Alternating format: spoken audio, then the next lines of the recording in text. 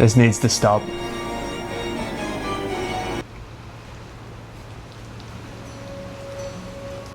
So in this video, I sat down with my friend Matty to help him go from this. Hi, I'm Matty.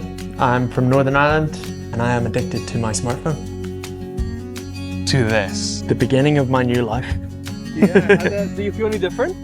And Matty is going on a road trip in less than 48 hours to the other side of the world for a holiday. And like a lot of us, he wants to spend this holiday with friends and family and not glued to his phone watching reels. I'm gonna be bored but so alive.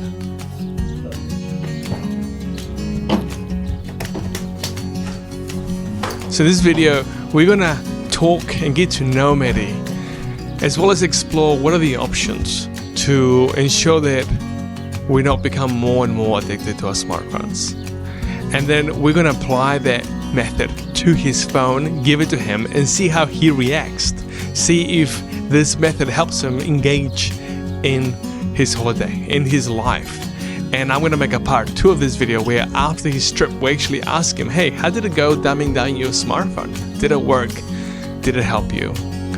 Because I think that we are going through a silent phone social media pandemic and we're not really talking about it. I want to talk about it because I think this is really important. And there's so many things that we can do. And in this video, I want to show you one thing that has helped me, and I believe it can help many people, and it's completely free. So stick around until I show you that. But first, let's get to know Matty. Where's Instagram? It's gone. Yeah. What are you gonna do? Gone. I don't know. Cry. I think there's enough in place that I can still use my phone rather than my phone using me. Walk me through a day with your phone. What does it look like? Well, it's the first thing I check when I wake up. It's also probably the first thing I check when I go to sleep.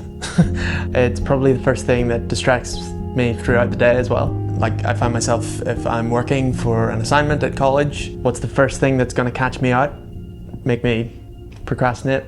Absolutely my phone. Just the easiest way to waste time is scrolling Instagram Reels, and I find myself doing that more often than I care to admit.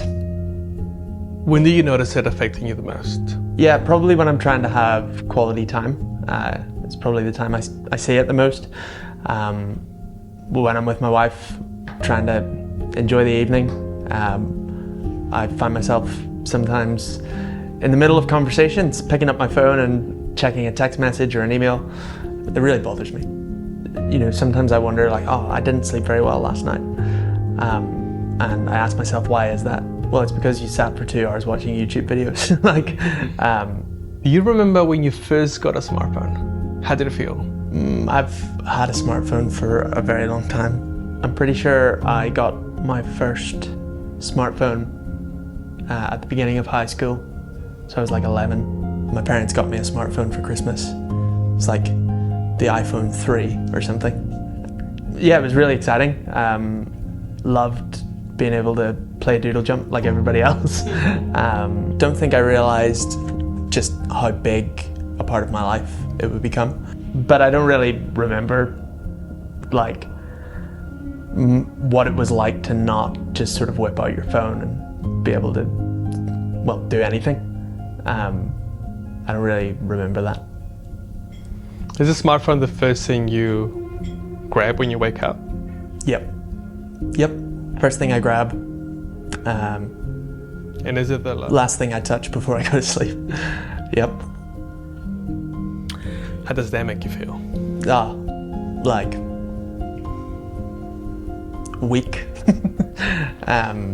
Just like I don't even think about it, and sometimes it's just totally mindless. So it's almost a weird question, like how do I feel about it? Because I don't even think about it. But yeah, if I reflect on it, it's bad. I know this is a silly question, but how do you feel after scrolling for hours? Deflated. And like I've wasted and I'm wasting my life.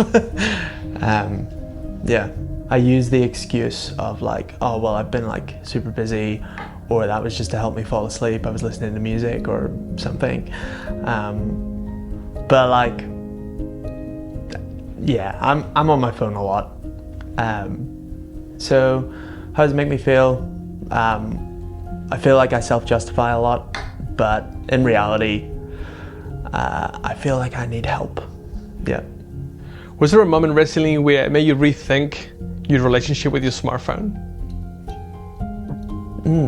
I think I'm just conscious that I'm going home and I'm going to see my parents and my wife's parents and see all my church family and my friends. I'm so quick to just reach for my phone, even when I'm, you know, spending quality time with my loved ones. And I just don't want to do that because we've only got a month.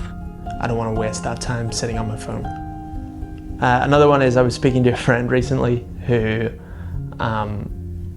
someone challenged him on his smartphone usage, and we were talking about this, and he related to me, can you remember the reel you watched 2 reels ago? And I was like, dang, because I definitely can't. You know, it's fleeting, it's mindless, and you don't even remember it when it's done. Will you be able to show us your screen time? For the last week, or, well, it's down 15% from last week, which is great, but that is 6 hours and 30 minutes. How do you feel after seeing your screen time? Oh, like I've wasted my time. And just a bit like deflated, you know, like, it's almost like exhausting. Like you come out the other end, it's like, oh, I'm tired now. It's like, you haven't done anything. Yeah. How do you feel about flying with a dumb phone iPhone? I feel like it's going to be a withdrawal process for sure. Especially on a plane where we're flying for like something stupid like 28 hours. I don't know what I'm going to do with myself, to be honest. But hopefully I'll get some reading done, which is good.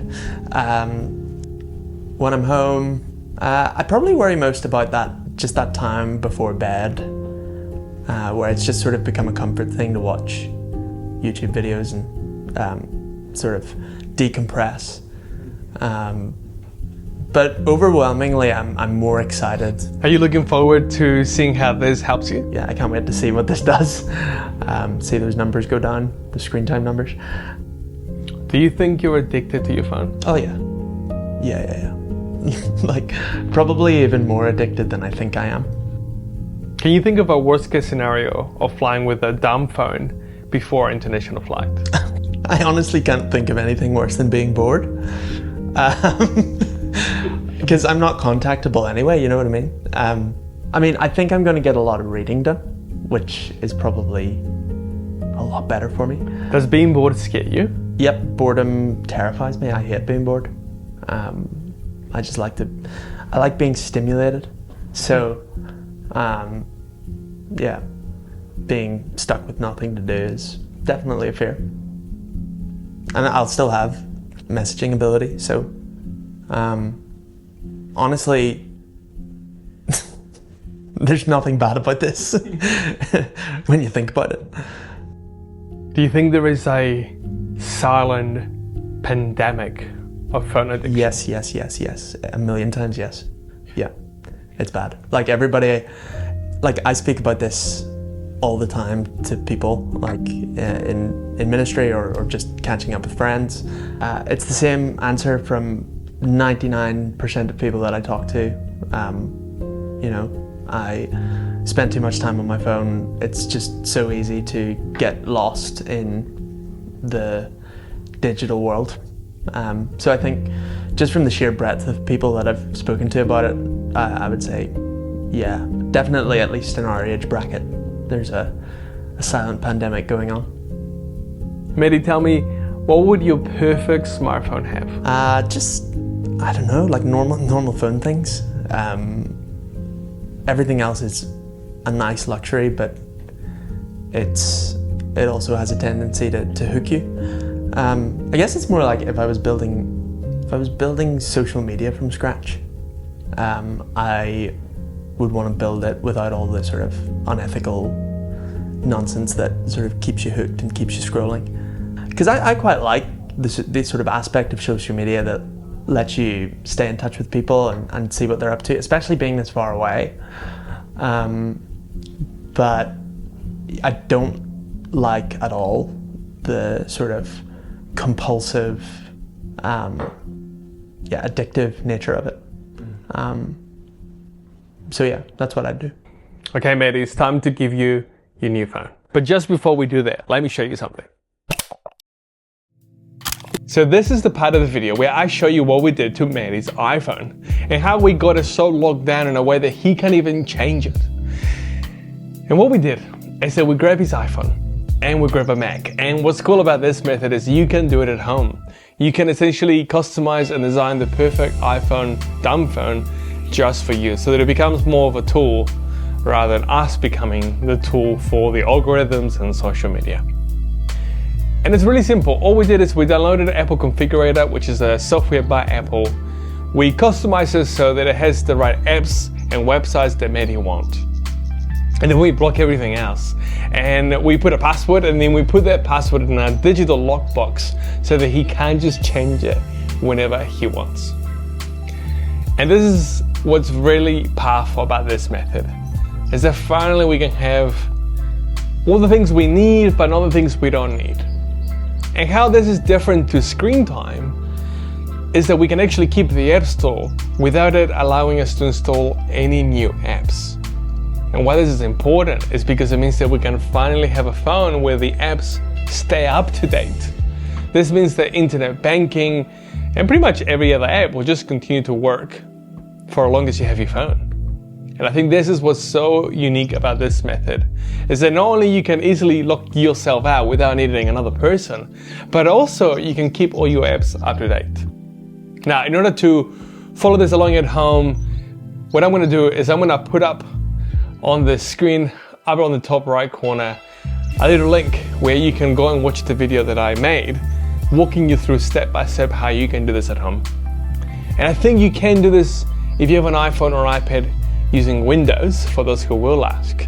But I think you're going to need an app called iMazing, which I'll put on the description below.